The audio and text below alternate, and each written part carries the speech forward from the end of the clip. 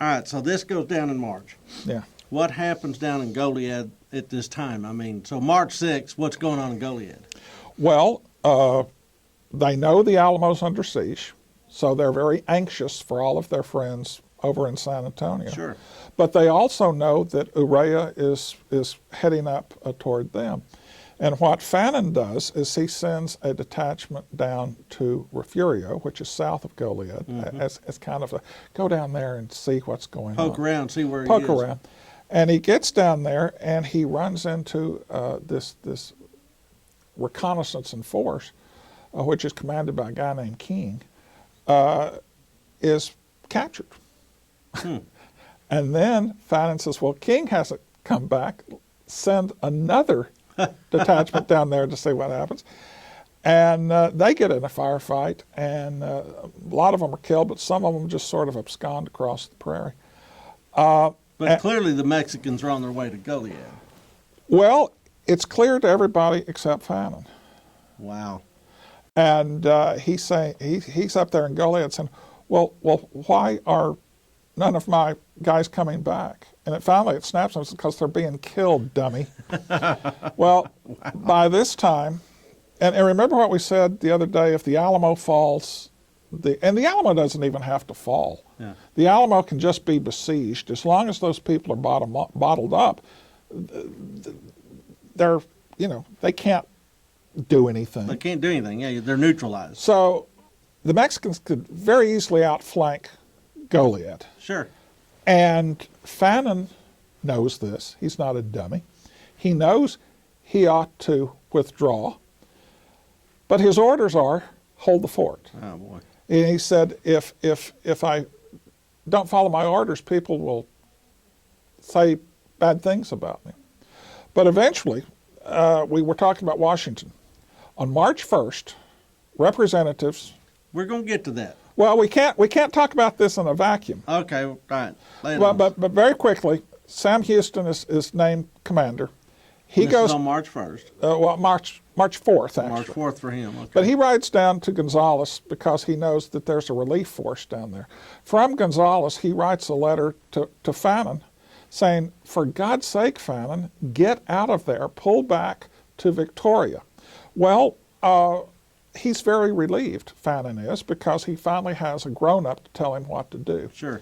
And he says, okay, boys, we're pulling out. But instead of pulling out, he spends about 2 days preparing to pull out. Oh, boy.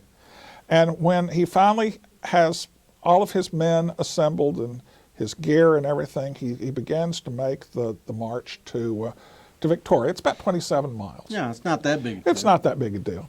And he expects to get there, dark 30. Yeah. Lunchtime, he says, okay, guys, let's take a break. Let's have lunch. And people are saying, Colonel Fannin, I mean, we know that should we do? Isn't there a sense of urgency here? And there's not. And actually, he poo-poos those guys. He said, they would never attack a group this large. Well, he doesn't know Jose Urrea. Yeah. A little after lunch, and there's this big cloud behind them.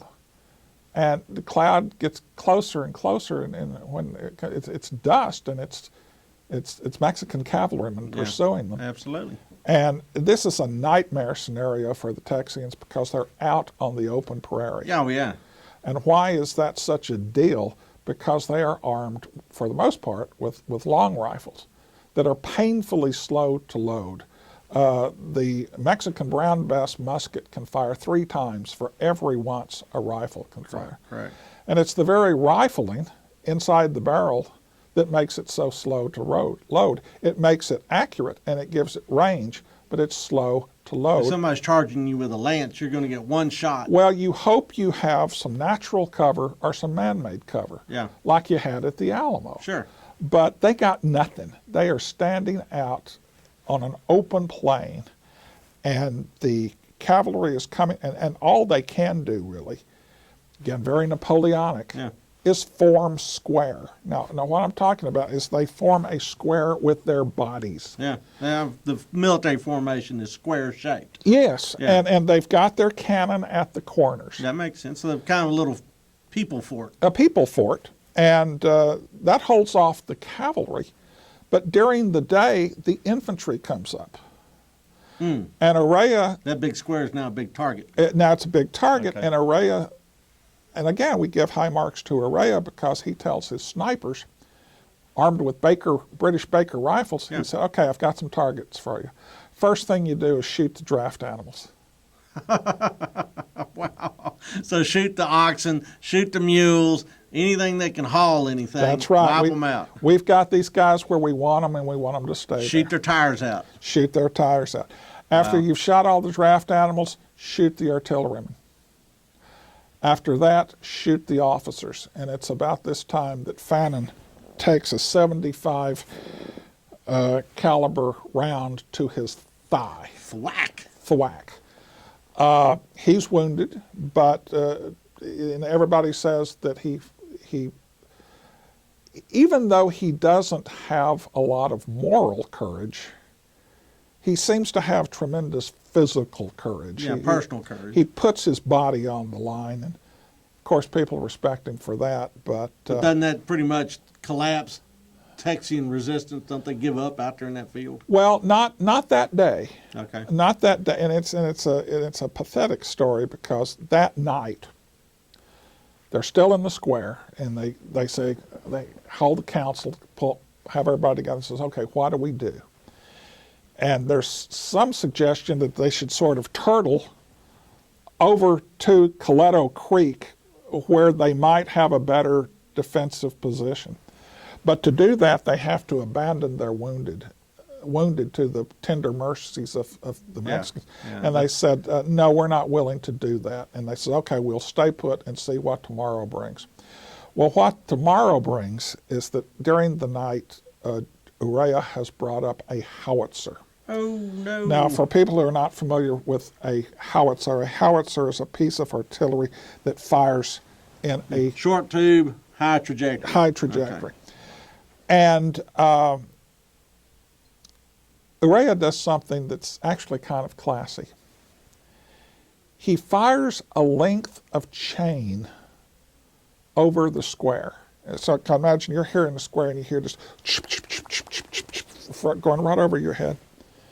And why would he do that? He's telling them, I've got your range. Yeah, I know exactly how, as that chain comes rattling down in the middle of the Yeah, square, I've got everybody's your looking range. at that pile of, Says this time it was a chain, next time it'll be a spherical case shot. yeah, it'll be exploding Now artillery. here's what they can break and run, in and which then the cavalry gobbles. the lancers they they're end done. up shish kebab, Yeah, or they can stand there and be pounded to red ruin by the howitzer. Now Don't give up. this howitzer is out of rifle range. oh yeah, of course it is. So, if they had been playing chess, Urrea would have said, checkmate. Checkmate, yeah. You got nothing. And so Fannin goes out under a flag of truce, and Urrea says, yeah, what can I do for you? He said, I'd like to discuss terms. And Urrea says, you're hardly in a position to discuss terms. If you want to surrender, it'll be at discretion. I'll do what I can for you. And when you surrender at discretion, that means your fate is kind of out of my hands. It's at the discretion of the government. And in this case, the government is Santa Anna. That's right. But now here's where the story gets twisted. Fannin goes back and tells his men, okay, guys, I got the best terms possible, which under the circumstances is probably true. Yeah, it's either that or get smeared on the prairie. But the men think that what that means is we're prisoners of war. or we're going home under parole. Right. But